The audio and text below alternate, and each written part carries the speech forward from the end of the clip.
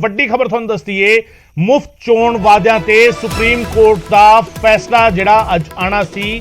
ਫਿਲਹਾਲ ਉਹ ਫੈਸਲਾ ਨਹੀਂ ਆਇਆ, ਪਰ ਇਸ ਤੇ ਸੁਪਰੀਮ ਕੋਰਟ ਦੇ ਵਿੱਚ ਜਿਹੜੀ ਅੱਜ ਕਾਰਵਾਈ ਹੋਈ ਹੈ 3 ਜੱਜਾਂ ਦੀ ਬੈਂਚ ਦੇ ਕੋਲ ਸੁਪਰੀਮ ਕੋਰਟ ਨੇ ਹੁਣੇ ਮਾਮਲਾ ਭੇਜ ਦਿੱਤਾ ਹੈ। ਮਾਮਲੇ ਵਿੱਚ ਵਿਸਥਾਰ ਦੇ ਨਾਲ ਸੁਣਵਾਈ ਜ਼ਰੂਰੀ ਹੈ, ਸੁਪਰੀਮ ਕੋਰਟ ਨੇ ਕਿਹਾ। ਸੁਪਰੀਮ ਕੋਰਟ ਦੇ ਵੱਲੋਂ ਮਾਹਰਾਂ ਦੇ ਪੈਨਲ ਦੇ ਗਠਨ ਦਾ ਸੁਝਾਅ ਦਿੱਤਾ ਗਿਆ ਹੈ। ਤੁਹਾਨੂੰ ਦੱਸਦੀਏ ਚੀਫ ਜਸਟਿਸ ਦੀ ਅਗਵਾਈ ਦੇ ਵਾਲੀ ਬੈਂਚ ਜਿਹੜੀ ਹੈਗੀ ਇਸ ਤੇ ਸੁਣਵਾਈ ਕਰ ਰਹੀ ਸੀਗੀ ਔਰ ਅੱਜ ਜਿਹੜਾ ਹੈਗਾ ਮੁਫਤ ਵਾਅਦਿਆਂ ਤੇ ਫੈਸਲੇ ਦਾ ਇੰਤਜ਼ਾਰ ਸੀਗਾ ਕਿ ਚੋਣ ਵਾਅਦੇ ਜਿਹੜੇ ਕੀਤੇ ਜਾਂਦੇ ਨੇ, ਚੋਣਾਂ ਦੌਰਾਨ ਜਿਹੜੇ ਮੁਫਤ ਵਿੱਚ ਚੀਜ਼ਾਂ ਦੇਣ ਦੇ ਵਾਅਦੇ ਕੀਤੇ ਜਾਂਦੇ ਨੇ, ਉਸ ਤੇ ਸੁਪਰੀਮ ਕੋਰਟ ਫੈਸਲਾ ਕੀ ਸੁਣਾਉਂਦੀ ਹੈ, ਇਸ ਨੂੰ ਲੈ ਕੇ ਅੱਜ ਇੰਤਜ਼ਾਰ ਸੀਗਾ। ਸੁਪਰੀਮ ਕੋਰਟ ਦੇ ਵਿੱਚ ਸੁਣਵਾਈ ਸੀਗੀ, ਸੁਣਵਾਈ ਸ਼ੁਰੂ ਹੋਈ ਹੈ, ਪਰ ਕਿਹਾ ਗਿਆ ਹੈ ਜਿਹੜੀ ਬੈਂਚ ਇਸ ਵੇਲੇ ਸੁਣਵਾਈ ਕਰ ਰਹੀ ਸੀਗੀ ਚੀਫ ਜਸਟਿਸ ਦੀ ਅਗਵਾਈ ਦੇ ਵਿੱਚ, ਉਸ ਬੈਂਚ ਨੇ ਕਿਹਾ ਕਿ ਇਸ ਤੇ ਹੁਣ ਵਿਸਥਾਰ ਦੇ ਨਾਲ ਇਸ ਮਾਮਲੇ ਨੂੰ ਸੁਣੇ ਜਾਣ ਦੀ ਲੋੜ ਹੈ, ਕਿਉਂਕਿ ਇਸ ਤੇ ਵੱਖ-ਵੱਖ ਪਹਿਲੂ ਨੇ, ਵੱਖ-ਵੱਖ ਪੱਖ ਨੇ। ਸੋ ਹਰੇਕ ਐਂਗਲ ਦੇ ਨਾਲ ਇਸ ਮਾਮਲੇ ਨੂੰ ਜਿਹੜਾ ਹੈਗਾ ਮਾਮਲੇ ਵਿੱਚ ਵਿਸਥਾਰ ਦੇ ਨਾਲ ਸੁਣਵਾਈ ਜ਼ਰੂਰੀ ਹੈ, ਸੁਪਰੀਮ ਕੋਰਟ ਨੇ ਕਿਹਾ। ਤੇ ਇਸ ਦੇ ਨਾਲ ਹੀ ਇਸ ਨੂੰ ਮਾਹਰਾਂ ਦੇ ਪੈਨਲ ਦੇ ਗਠਨ ਦਾ ਸੁਝਾਅ ਵੀ ਇੱਕ ਦਿੱਤਾ ਗਿਆ ਹੈ, ਜਿਹੜਾ ਇਸ ਮਾਮਲੇ ਤੇ ਸਹੀ ਰਾਏ ਦੇ ਸਕੇ। ਤੇ ਮੁਫਤ ਚੋਣ ਵਾਅਦਿਆਂ ਤੇ ਸੁਪਰੀਮ ਕੋਰਟ ਨੇ ਮਾਹਰਾਂ ਦਾ ਪੈਨਲ ਗਠਨ ਕਰਨ ਦਾ ਸੁਝਾਅ ਜਿਹੜਾ ਹੈਗਾ ਉਹ ਦਿੱਤਾ ਹੈ।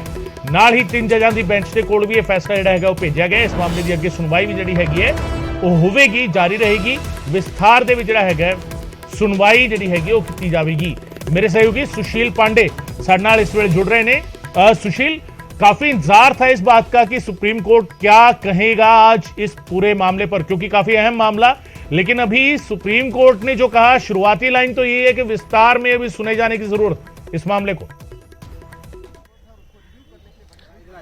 जी देखिए, साफ तौर से सुप्रीम कोर्ट ने एक बड़ा आदेश जरूर दिया है, लेकिन सुप्रीम कोर्ट के समक्ष कई ऐसे सवाल थे जिसमें सुप्रीम कोर्ट को विचार करना है।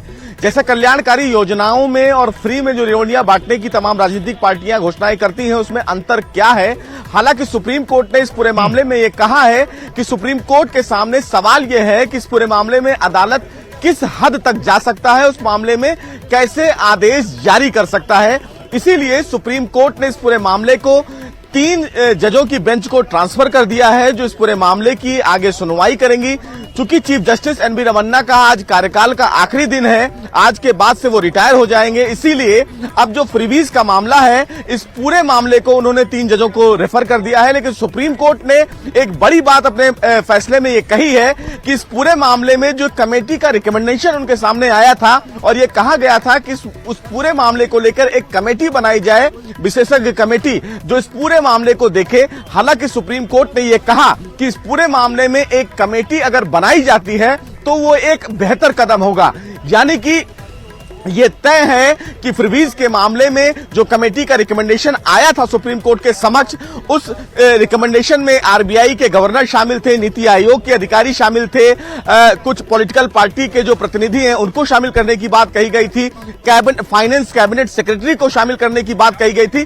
तो ये तमाम जो लोग हैं वो इस कमेटी का हिस्सा होंगे, ये कहा गया था। लेकिन आज फिलहाल सुप्रीम कोर्ट ने कहा है कि कमेटी जो है वो बनाई जानी चाहिए।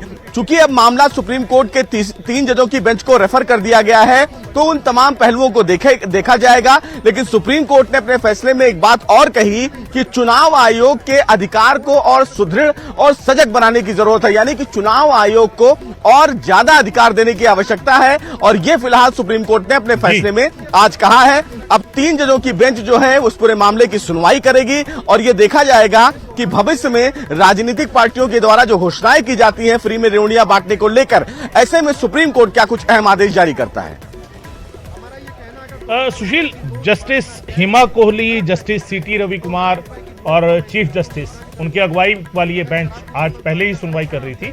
अब आप कह रहे हैं कि 3 जजेस की बेंच को ये मामला अब आगे भेजा गया है, तो क्या जस्टिस हिमा कोहली और जस्टिस सीटी रवि कुमार उस बेंच का हिस्सा रहेंगे या एक बिल्कुल नई बेंच बना दी गई है जो इसे नए सिरे से इस पूरे मामले को सुनेगी? जी, ये अभी कह पाना बड़ा मुश्किल है, क्योंकि अब नई बेंच का गठन होगा। जस्टिस ललित नई बेंच को फिलहाल फॉर्म करेंगे, क्योंकि वो चीफ जस्टिस होंगे तो वही बनाएंगे नई बेंच। उस नई बेंच में ये दोनों जो जज हैं उनको शामिल किया जाता है या नहीं किया जाता है, ये फिलहाल अभी कह पाना बड़ा मुश्किल है।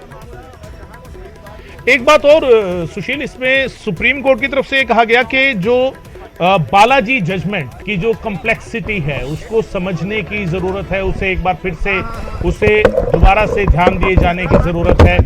तो क्या उस केस का हवाला जिस तरीके से दिया गया और जिस तरीके से ये पूरा मामला सुना जा रहा है। अब 1962 की वो जजमेंट जो मैसूर के स्टेट से जुड़ी हुई है, क्या उसे एक बार फिर से समझा जाएगा, दोबारा उसके पहलुओं को समझा जाएगा? किस तरीके से आने वाले दिनों में क्या कुछ हो सकता है इस पूरे मामले को लेकर?